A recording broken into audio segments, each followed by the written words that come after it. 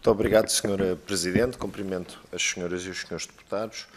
Cumprimento e agradeço a presença entre nós do Sr. Engenheiro António Ribeiro, tendo em conta que desempenha uma função importante, nomeadamente no equipamento cultural, saberá muito bem a que propósito é que temos estado a realizar estas audições sobre o Centro Cultural de Belém.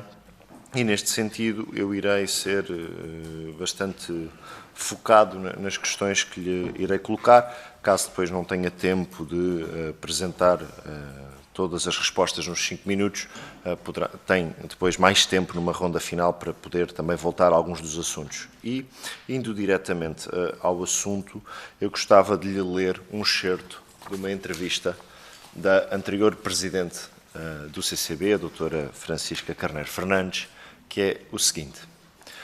Passo a citar, então, a doutora Francisca Carneiro Fernandes. Outra área com grandes irregularidades é a gestão dos edifícios. Aqui, o CCB está num estado calamitoso.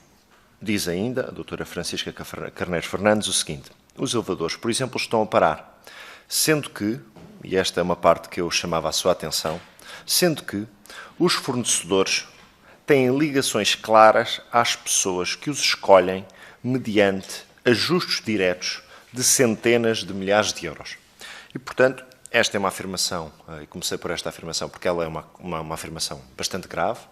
De certa forma, no meu entendimento do nosso grupo parlamentar, realça, por um lado, uma incompetência na gestão dos equipamentos e das instalações do CCB, mas, por outro lado, faz aqui uma acusação muito grave com esta referência cinzenta a de que os fornecedores têm ligações claras às pessoas que os escolhem mediante ajustes diretos de centenas de milhares de euros.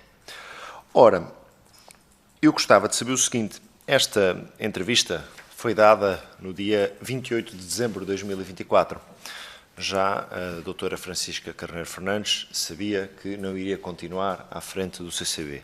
Eu gostava de perguntar ao Sr. Engenheiro António Ribeiro se alguma vez teve conhecimento que sobre áreas que assumo que estejam sobre a sua alçada ou sobre esta visão que a Presidente do Conselho de Administração tinha sobre o funcionamento de equipamentos e das instalações do CCB, se alguma vez lhe tinha sido transmitido isto quando ainda estava em funções e não quando já estava.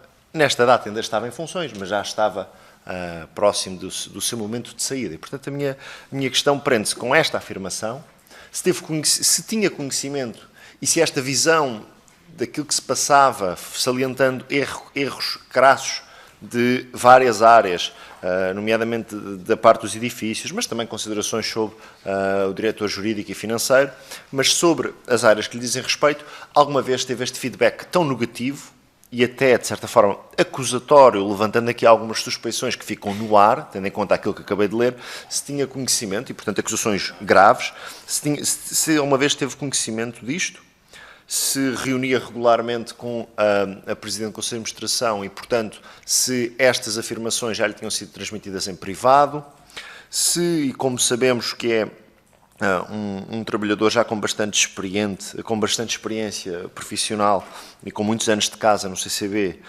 se em algum momento as suas funções ou a sua competência foi posta em causa por personalidades como Mega Ferreira, António Lamas, Vasco Graça Moura ou Elísio Somaviel, antigos presidentes do CCB, se algum destes teceria considerações sobre o seu trabalho desta dimensão, qual é que era a celeridade com que os processos andavam dentro do CCB, se tinha a capacidade de decidir e avançar com o seu trabalho e com as suas responsabilidades profissionais sem ingerências superiores, salvaguardando naturalmente aquelas que sejam orientações próprias de uma organização hierárquica.